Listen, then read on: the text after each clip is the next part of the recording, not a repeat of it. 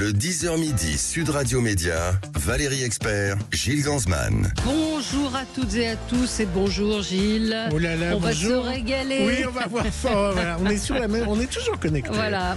On va recevoir Laetitia Milo dans un instant, comédienne évidemment, mais animatrice, puisque ce soir vous allez la retrouver dans la nouvelle saison du meilleur pâtissier C'est sur M6. hein. Ouais, elle est incroyable. Incroyable, parce qu'elle est gourmande, ça on peut vous le dire.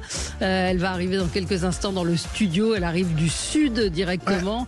Et elle descend de l'avion. Et nous, on a en plus eu la chance de voir le premier épisode. Et alors, c'est un vent de fraîcheur. Non ça change l'émission. Et c'est vraiment étonnant à regarder vraiment ce soir. Alors, on va commencer avec le zapping, comme tous les jours.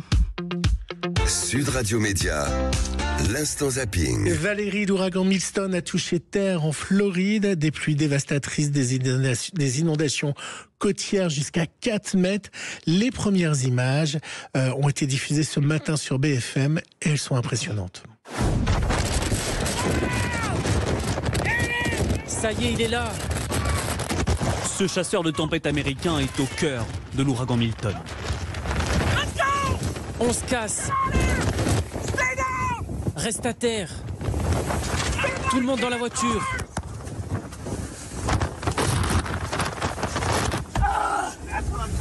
Wow!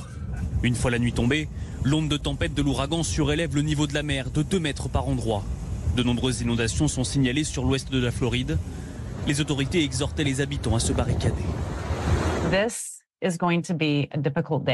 Ce sera une journée difficile. Le plus important, c'est votre sécurité. Faites tout ce que vous pouvez pour rester à l'abri. Certains d'entre vous peuvent peut-être encore évacuer. Pour d'autres, il sera peut-être trop tard. L'ouragan Milton a touché terre en début de nuit. Des vents à plus de 180 km/h ont été recensés. Quelques heures plus tôt, il a généré des tornades dévastatrices en Floride. Plusieurs personnes n'ont pas survécu. Des images étonnantes et puis évidemment toute la journée, les chaînes sont un peu en direct de Floride.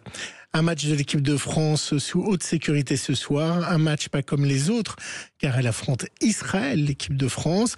Un temps évoqué pour remplacer le capitaine Mbappé qui ne joue pas ce soir. Ibrahima Konaté s'est exprimé au nom de l'équipe de France sur le contexte de ce match. Il y a eu des choses qui ont fait que ça a mené à ces conséquences. Combattre le terrorisme, toutes ces choses-là, c'est une chose.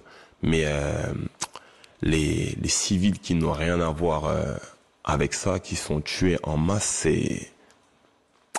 J'ai pas les mots pour décrire ça et ça me fait mal. Ce qu'on voit aujourd'hui sur les réseaux sociaux, c'est abominable. J'ai même pas les mots pour décrire l'horreur qu'on voit. Imaginez un petit qui a, 8 ans, 10 ans, il tombe sur des vidéos où des enfants, des adultes, ils sont décapités, la tête à droite, toutes ces choses-là. Mais imaginez l'impact que ça peut avoir psychologiquement sur ces personnes-là. Et ça, qu'est-ce que ça peut créer dans les nouvelles générations? On n'en a aucune idée. Mais le plus important, ce que moi je souhaite, et je pense que tous les membres et tous les joueurs de l'équipe de France, je vais parler au nom de tout le monde, et je pense que ça, c'est pas un sujet, c'est que nous, ce qu'on veut, c'est juste la paix dans le monde. Formidable. On est obligé de leur donner la parole aux footballeurs. C'est quand même un footballeur important. Oui. C'était sur France TV. Et la guerre, c'est mal. Non, mais la question... là, il parlait de Gaza, quand il parlait des enfants et des têtes décapitées. J'ai bien compris. Donc, pas décapité, c'est plutôt du côté israélien qui a eu des têtes... c'est exactement ce qu'ont reproché les réseaux à ces propos. Mais c'est toujours très compliqué de ce qui se passe dans l'équipe de France par rapport à ce match avec Israël. Et c'est l'actualité, madame. Je sais. Non, mais ma question est pourquoi demander à des joueurs de foot de réagir sur une actualité politique, même si effectivement il y a un match contre Israël, mais c'est compliqué pour eux. La question se pose si Mbappé ne joue pas à cause de cette raison. Il évoque... Il y a quelqu'un qui disait, alors j'ai pas vérifié, que les 2 fois où Mbappé a refusé de jouer, c'était contre Israël. À vérifier. Vous me donnez des leçons de prononciation sur les joueurs de foot. Non, même moi je sais pas le dire. Incroyable. Allez. Hier soir, les chaînes du groupe Canal+ et C8, C-Star et CNews n'étaient plus accessibles pour les abonnés de CanalSat. Gros bug technique. Ah bon L'occasion pour Cyril Hanouna de faire une petite punchline plutôt rigolote. Sachez justement qu'il paraît qu'il y a des petits problèmes sur CanalSat. Il n'y a pas ni C-Star, ni CNews, ni C8. Voilà, donc pour ceux qui nous regardent, qui sont sur la TNT normale, dites à vos potes qui nous regardent sur CanalSat ou autre, qu'ils sont en train d'essayer de voir quel est le problème. Apparemment, c'est un sabotage. Un sabotage. Voilà, apparemment, c'est un sabotage. Et les initiales du saboteur sont JLM. Merci. Et oui, Jean-Luc Mélenchon. Vous n'aviez pas compris JLM? Non, j'y étais pas du tout. Le saboteur et JLM? Pas du tout. Bah oui, c'est la France Insoumise qui a demandé qu'il n'y ait plus Cyril Hanouna. Inusable Drucker, numéro 2. Hier, Jean-Pierre Foucault, 76 ans, a indiqué dans C'est à vous qu'il ne lâchera pas son poste de présentateur de Miss France. Oui, Valérie, vous n'irez pas présenter Miss France cette année. 30 ans de Miss France, c'est l'arrivée à TF1. Miss France est arrivée à TF1 en 94. 30 ans de Miss France, si je fais les comptes, j'en ai croisé 1500. Si ça intéresse quelqu'un. Et vous avez tous les 06. Évidemment. Évidemment. J'ai tous les 06. Non, je suis très heureux de faire cette émission. C'est la seule grande émission en direct de la télévision. 3 heures de vrai direct. Et ça me donne l'opportunité, l'occasion de faire véritablement mon métier, puisque mon métier, c'est de faire des émissions comme vous en direct. Et j'aurais eu du mal jusqu'à présent de me passer de Miss France. Il y a 10 ans déjà qu'on dit que c'est ma dernière, certaines de vos collègues, de vos confrères, de vos consoeurs. Mais bon, cette année encore, je suis vraiment navré de vous informer que ce sera moi. Il a dit qu'il avait rencontré 1500 Miss France. Ah oui, alors non, je pense pas. C'est des potentiels Miss. Voilà. Et vous, vous avez rencontré combien de Miss France? Beaucoup. Bah oui, entre LCI et Sud Radio. Sud Radio déjà 8. Presque 25, vraisemblablement. Je ne sais pas. Non, mais une vingtaine, je pense. Je pense que vous avez reçu une bonne vingtaine. Donc, à chaque fois, on les reçoit dans l'émission Média. Absolument. Donc, ça sera aussi le cas de cette année. On signale que le Job, le co-créateur de Yakari, est décédé. Vous vous souvenez de Yakari? Oui, bien sûr, le cheval. Non, c'était l'Indien ou le cheval? Je ne sais pas, c'était pas ma génération. J'ai vu l'image avec un Indien, donc pardon pour ceux qui... Merci pour cette information formidable. Non, mais c'est un auditeur qui me le dit, donc je le transmets. Non, mais ça fait partie... Non, c'était le petit Indien. C'était le petit Indien. Moi, j'ai retenu le cheval. Mais c'est vrai que ça a bercé nos enfances. 96 ans, il avait. Alors attention, Valérie. Ce son a mis ce matin des frissons à Jean-Jacques Bourdin. Il a partagé ses frissons avec nos auditeurs. Donc j'espère... Céline Dion. J'espère que vous aussi, vous allez avoir des frissons et que vous êtes pareil que Jean-Jacques Bourdin. Depuis cette nuit, l'hymne à l'amour chanté par Céline Dion, Vous êtes trop forte, lors de la cérémonie d'ouverture des Jeux Olympiques, est disponible sur toutes les plateformes. Oh là là, ça sent le téléchargement record.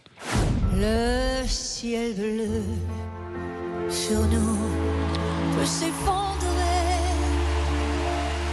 et la terre peut bien s'écrouler. Peu m'importe si tu m'aimes. Non, c'était magnifique, hein. Eh oui, vous allez le télécharger alors. Je suis pas sûre, mais vous avez des frissons aussi. Oui, non, c'était magnifique.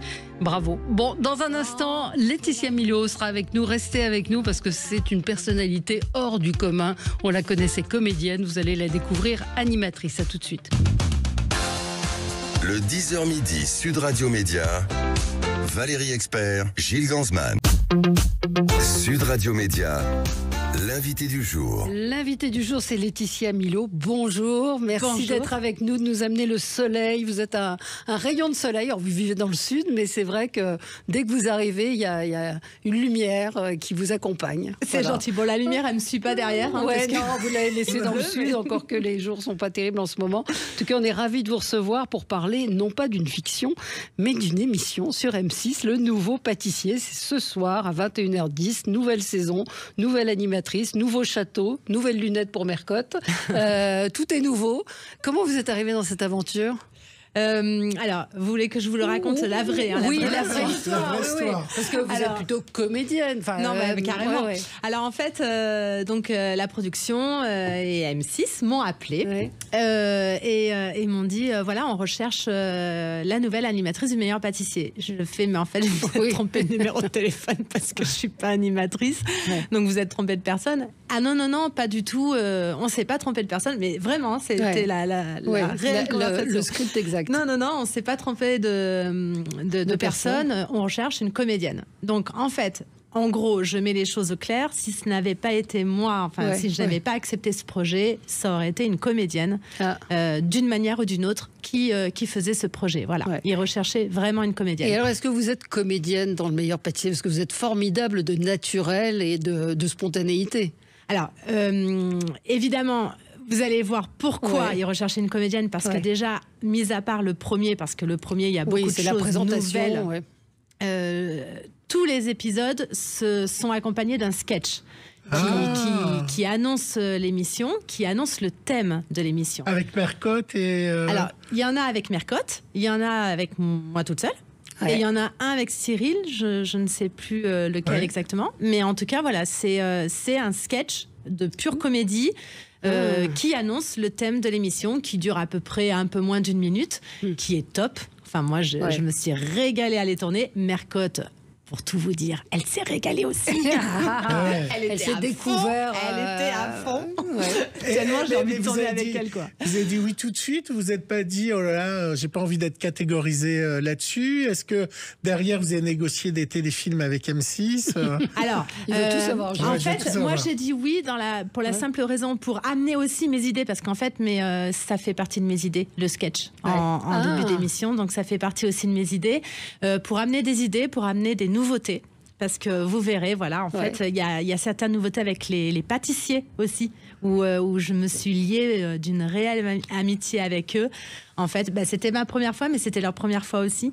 Donc, en fait, on a été un petit peu dans le même moule au départ. Et vous verrez, il y a une complicité qui s'est créée. Vous vous impliquez beaucoup dans ce qu'on a vu avec Valérie. Mais sur le coup, quand vous avez raccroché, vous avez dit quoi? Vous vous êtes dit oui, j'y vais Alors, non, j'ai pas dit oui de suite. J'ai pas dit oui de suite. J'ai beaucoup réfléchi. C'est vrai que je suis une gourmande aussi. J'aime bien regarder cette émission. Et vous aimez cuisiner aussi. Et j'aime cuisiner. Donc, j'aime regarder ce genre d'émission culinaire. Donc c'est vrai que j'aime aussi faire des gâteaux, des desserts, j'aime le salé. Je suis plus salée que sucrée, même à la base. Mais c'est vrai que voilà, il y a tout ça aussi qui est rentré en jeu. Et je me suis dit, pourquoi pas? Parce qu'en fait, c'est pas réellement une animatrice qui recherche aussi. C'est vraiment le naturel de la personne, la spontanéité. En fait, moi, j'étais pas dirigée dans les. C'est vraiment vous qui avez. Ça se sent d'ailleurs beaucoup quand on regarde l'émission où vous êtes très très naturel. Je repose ma question. Est-ce que vous avez négocié des séries et de la fiction avec eux? À voir, vous verrez. Vous avez négocié une fiction. Non, j'ai pas négocié une fiction. Mais vous verrez. Proposez une fiction, vous verrez. Forcément. En tout cas, j'ai des projets qui arrivent. En tout cas. Je ne dis pas oui, je ne dis pas non. J'ai des projets qui arrivent sur toute chaîne confondue. C'est normal. C'est le jeu aussi. C'est-à-dire que si vous devenez une image de marque de la chaîne sur une émission emblématique, c'est normal que derrière, sur votre vrai métier, il soit aussi force de proposition. Moi, ça me semble logique, en fait. Est-ce que vous voulez monter sur la balance? Alors, figurez-vous que là, après l'été, parce que ça a été tourné au début de l'été. Mais ça a été tourné, pendant 2 mois et demi, de avril à fin juin, inclus. Enfin, voilà. Et donc, et en fait, figurez-vous que j'ai perdu 1 kilo. Et vous en avez pris combien? Si c'est pas indiscret. Non, j'ai perdu 1 kilo. J'ai perdu 1 kilo. Oh la chance. En fait, vous en aviez pris. Alors non, vous allez comprendre pourquoi. Est-ce qu'il y a un truc? Alors écoutez-moi, parce qu'on a envie de tout manger, non? Une grande gourmande, vraiment, dans tous les sens du terme. Mais du coup, Mercotte m'a dit le premier jour, elle m'a dit juste fais attention, parce que si t'as pas envie de repartir avec 3-4 kilos de plus, elle m'a dit en fait tu goûtes un tout petit peu. Elle me dit une bouchée te suffit à goûter de la bombe ou pas de la bombe. Et donc du coup elle me dit comme ça tu goûteras un peu de tout.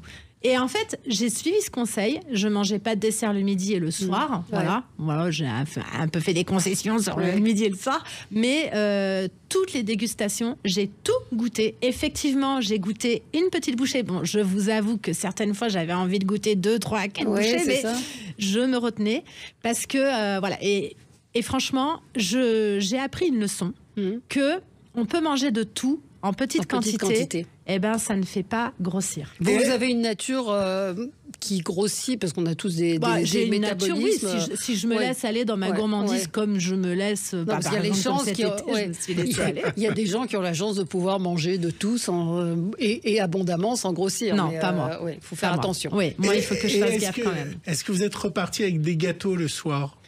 Après les tournages de temps en temps, mais pas beaucoup. En fait, quand ma fille venait, parce que en fait, on s'est partagé un petit peu ma fille aussi avec mon mari.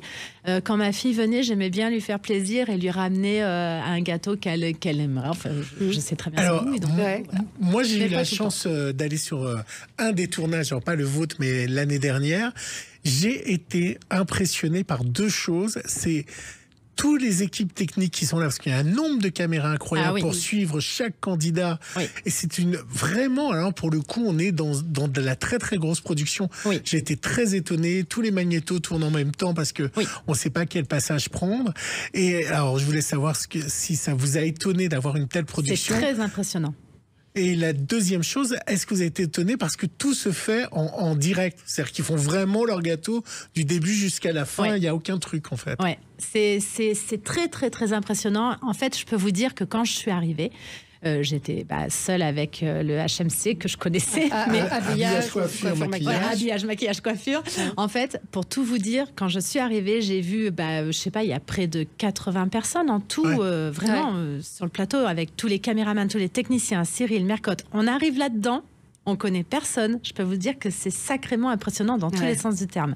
Parce que c'est vrai que, alors, je vous avoue, j'ai été sacrément timide au départ. Je me suis dit, comment je vais faire? Et là, en fait, la comédienne m'a aidée. Je suis rentrée dans un personnage, je l'ai dit direct, de toute façon, t'as pas le droit de te planter, t'as pas le droit d'être timide, tout ça. Donc là, hop, je me suis aidée et je suis arrivée en pure comédienne, parce que sinon, effectivement, c'est très impressionnant. Voilà, chacun a sa caméra, chacun a son journaliste. C'est dingue, hein. Il est sympa, Cyril Lignac, en vrai? Oui, il est sympa. Alors en fait, Cyril, on vous pose la question, là les gens vous ont pas pose la question tout le temps. Alors moi je le connais, donc je confirme. Oui, je sais pas tout le temps. Tout le monde me pose la question. Alors ils sont sympas, Cyril et Mercotte. Et en fait, moi Cyril, je connaissais avant via Tous en cuisine. Que j'ai fait, plusieurs fois avec lui. Et donc, du coup, c'est un mec du Sud. Hein. Absolument. Non, mais il est très sympa. Je vous dis ça parce que j'imagine qu'on vous pose la question. Qu'est-ce qu'on vous dit justement dans la rue quand on vous croise, ou dans le train, ou dans l'avion? Les gens vous disent quoi? Ils vous parlent encore de Plus belle la vie? Alors, on me parle de Plus belle la vie, on me parle beaucoup d'endométriose. Oui, bien sûr. Parce que du coup, c'est le combat que vous portez. C'est le combat que je mène, et vraiment, je suis... très fière et touchée à la fois, vraiment, parce qu'il y a beaucoup de gens qui me parlent d'endométriose, en fait, dans la rue, vraiment, encore hier, en fait, tout le temps. Parce que vous avez, pas le sentiment, mais vous réalisez que vous avez été utile et qu'il y a des femmes qui, grâce à votre message, sont allées consulter et ont pu se faire traiter.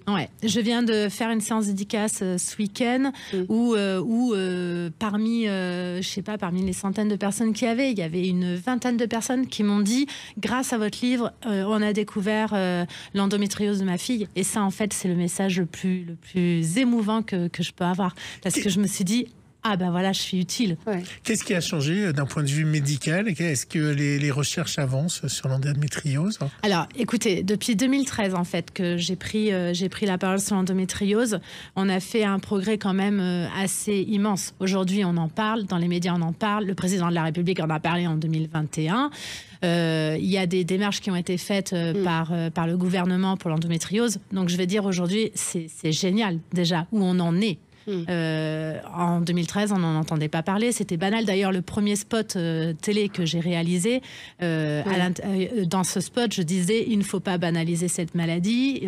Elle était méconnue, donc sortons cette maladie de l'ombre. C'est ce que je disais, c'était mes paroles. Maintenant, on peut plus dire sortir la maladie de l'ombre. On a entendu parler. Voilà. Et maintenant, on est enfin prise au sérieux. Donc c'est quand même une énorme avancée. Il y a encore évidemment plein de choses à faire, mais on avance. Voilà. Je vous rappelle le livre, ça s'appelle Le bébé, c'est pour quand. C'est paru en collection de poche, au livre de poche, donc ça coûte pas très cher et ça dit beaucoup de choses de votre parcours et de cette maladie méconnue, de ces règles extrêmement douloureuses et abondantes sur lesquelles il n'y avait pas forcément de mots qui étaient mis, où on disait c'est normal, on a mal, et puis en fait c'est beaucoup plus important et ça se soigne. Tout à fait. Voilà. Et pourquoi vous n'avez pas adapté votre film, votre livre en fiction? Parce que ça pourrait être fort quand même. J'ai adapté mon livre en documentaire. Oui. Parce que j'ai réalisé un documentaire qui est passé sur TF1, que j'ai actualisé d'ailleurs il y a cet été. Ah, d'accord. Que j'ai actualisé cet été, qui est repassé cet été sur TF1. Pour encore une fois sensibiliser tout ça. Et il y a des choses à venir. Ah, voilà. Oh là là, je tire des fils. On va en reparler dans un instant. On va revenir sur le meilleur pâtissier à découvrir ce soir sur M6. Nouvelle animatrice avec vous, Laetitia Milhaud. Nouveau château, nouvelles histoires, nouveaux candidats, nouveaux gâteaux, évidemment. C'est à suivre dans un instant. Sud Radio. Le supplément média. Le supplément média avec Laetitia Milhaud, comédienne, animatrice désormais, puisque ce soir sur M6, on va vous retrouver Laetitia dans le rôle d'animatrice, de meneuse de jeu pour le meilleur pâtissier avec cette nouvelle saison qui démarre avec... c'est quoi le meilleur gâteau que vous avez goûté? Vous pouvez nous le dire le meilleur gâteau, je ne vais pas pouvoir vous dire le meilleur gâteau. Non, par contre, chaque semaine, j'avais mes petits coups de cœur. Et c'est notre chouchou qui a gagné ou pas? C'était tous mes chouchous. Alors là, vous allez rien réussir à avoir. On n'aura rien. C'était tous mes chouchous. Mais il y a un gâteau en particulier où vous vous êtes dit, tiens, ça, je vais essayer de le refaire chez moi, parce qu'il y en a qui sont quand même difficiles. Il y en a. Et vous allez voir, vous allez pouvoir le faire. On va écouter la bande-annonce pour se mettre dans l'ambiance de ce soir. Pour la nouvelle saison du meilleur pâtissier, Laetitia Milhaud rejoint le monde de la gourmandise.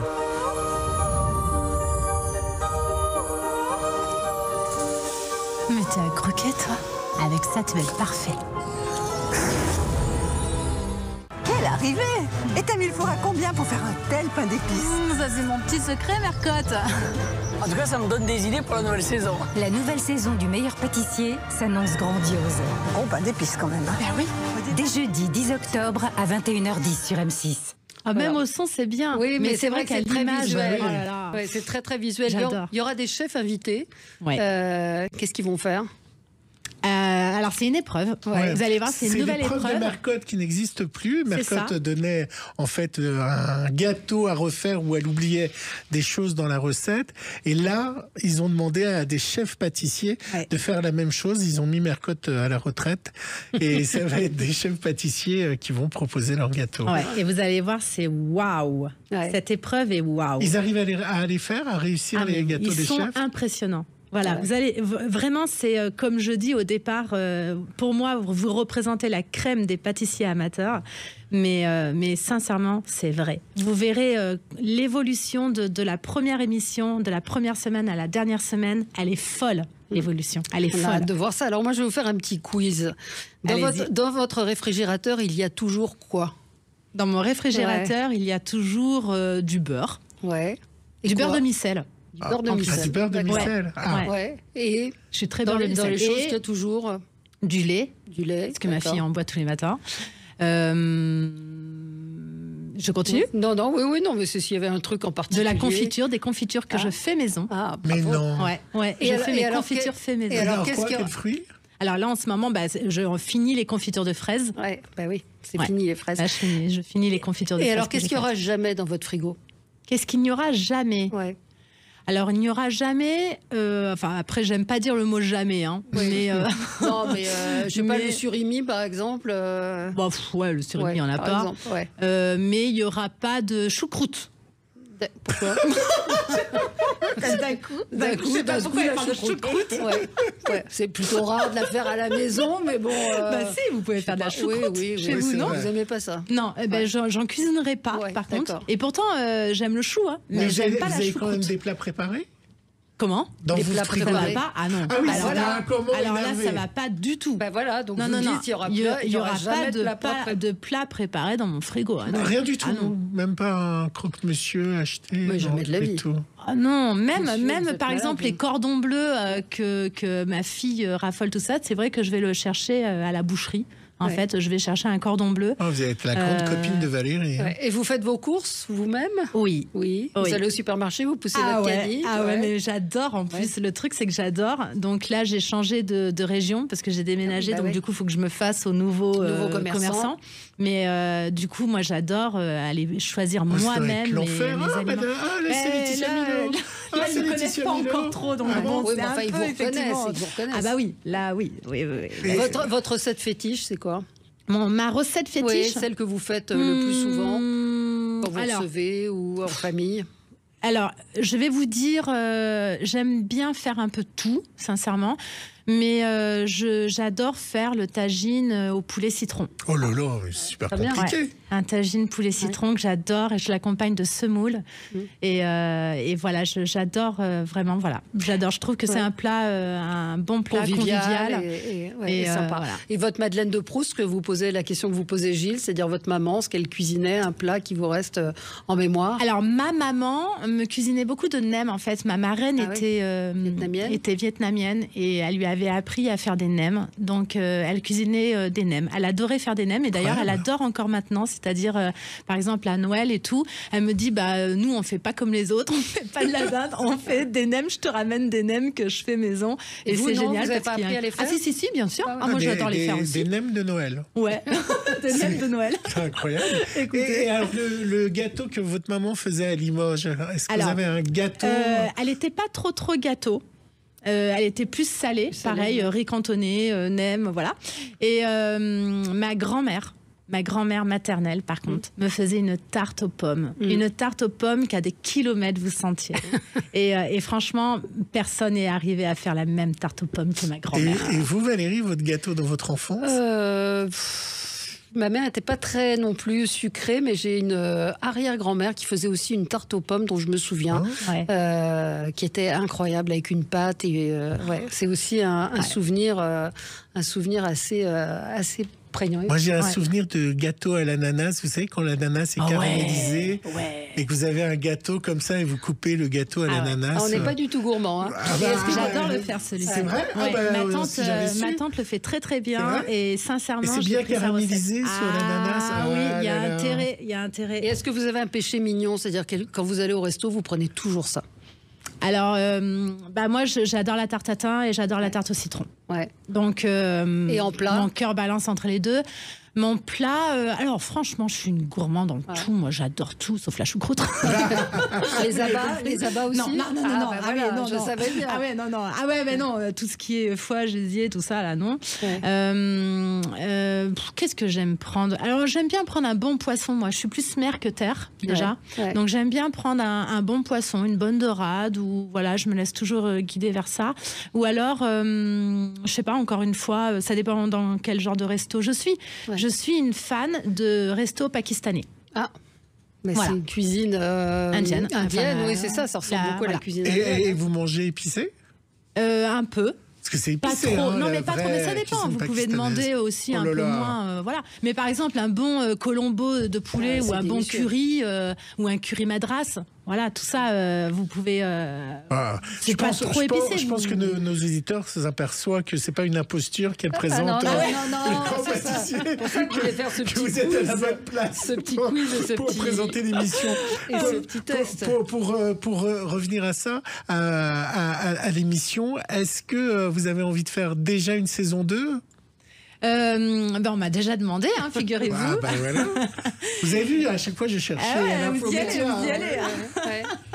C'est demain dans Public, elle a dit oui à la 2, émission 2. Et alors, vous réfléchissez? Et alors, avez dit non, oui. je réfléchis pas parce que j'adore. Franchement, j'adore. Je me suis éclatée. Enfin, je sais pas si vous allez le voir, hein, je pense. Oui, ça se voit. Je me suis éclatée et j'aime beaucoup ce programme. Et franchement, voilà, je le trouve hyper bienveillant, hyper voilà, à l'écoute des pâtissiers, encore une fois, parce que j'ai mis vraiment en avant. Ouais. Et en fait, c'est ce qui m'a été demandé aussi dans cette saison. C'est de les mettre en avant et d'être encore plus avec eux. Et franchement, j'ai adoré être à leur côté. Et donc, du coup, je dis oui, vous avez plaisir. été étonné par le niveau de technicité de ces pâtissiers qui étaient là, de ces comme amateurs. Je vous dis, en fait, j'ai été étonnée par l'évolution, la progression impressionnante. Parce que bon, dès le départ, voilà, bon bah ils savent faire effectivement, voilà, des gâteaux, des desserts, tout ça, il y a pas de souci. Mais après, en fait, vous allez vraiment voir, ils apprennent, mais de jour en jour, quoi. C'est impressionnant. Quand vous étiez serveuse au bar du Mistral, est-ce que c'était des vrais plats qui étaient servis ou c'était du plastique ou des faux plats? C'était pas du plastique, mais c'était des plats de tournage, vous savez. Enfin, donc ils n'étaient pas comestibles? Non, non, souvent non. Ouais, souvent effectivement, on nous disait non. N'y touche pas trop.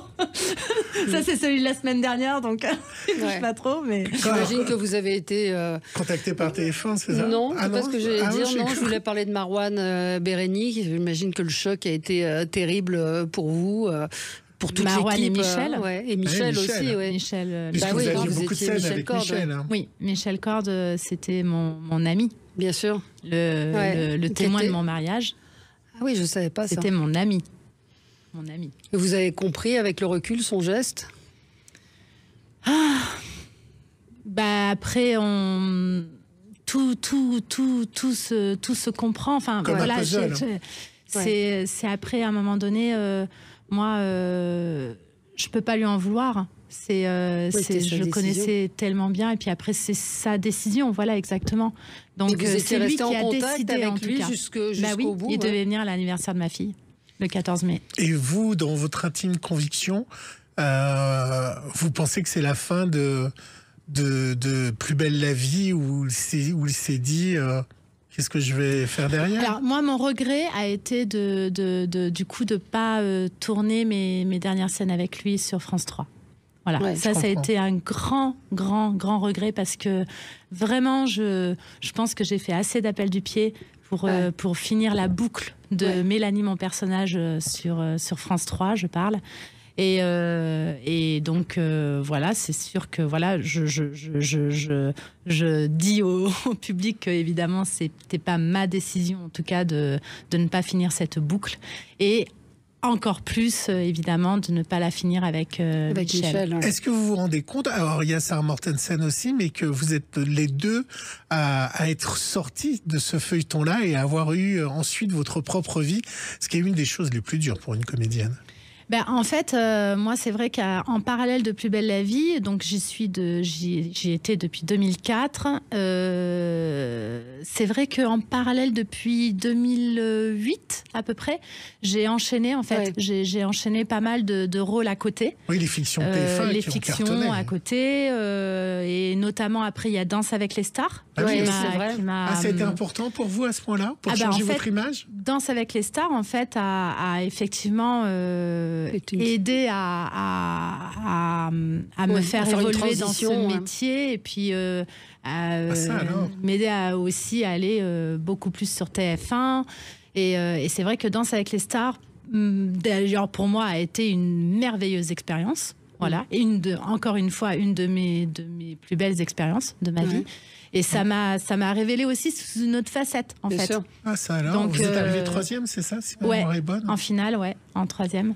Et là, alors pareil, j'avais fait cette émission à la base. Alors déjà, j'étais super heureuse parce que j'étais trop fan de l'émission et je regardais toutes les semaines et tout. Et c'est vrai que je suis arrivée donc au DLS 4 et la 4e saison. Et c'est vrai que je me suis dit, je vais partir au premier coup, quoi. Et puis là, en fait, j'y allais. Et puis ça a duré 3 mois de tournage. Et votre fille, qui maintenant est en âge de comprendre un peu le métier que vous faites, elle aime vous voir voir à la télé. Elle adore. Ouais. Elle adore. Alors là, la bande-annonce, je vous raconte même pas comment elle était. Parce qu'elle m'a dit, mais maman, tu fais Alice au pays des merveilles. Trop bien. Bon, eh ben, écoutez, on va vous retrouver ce soir dans Le Meilleur Pâtissier, nouvelle saison. C'est un vent de fraîcheur, c'est formidable. Je pense que vous ne serez pas déçus si vous avez aimé les précédentes éditions. C'est certainement, ce sera la meilleure, je pense. Ouais, merci d'avoir été avec nous, Laetitia Milot, et merci on vous retrouve ce soir et très vite, bientôt, dans un nouveau téléfilm. Merci. À bientôt. À bientôt.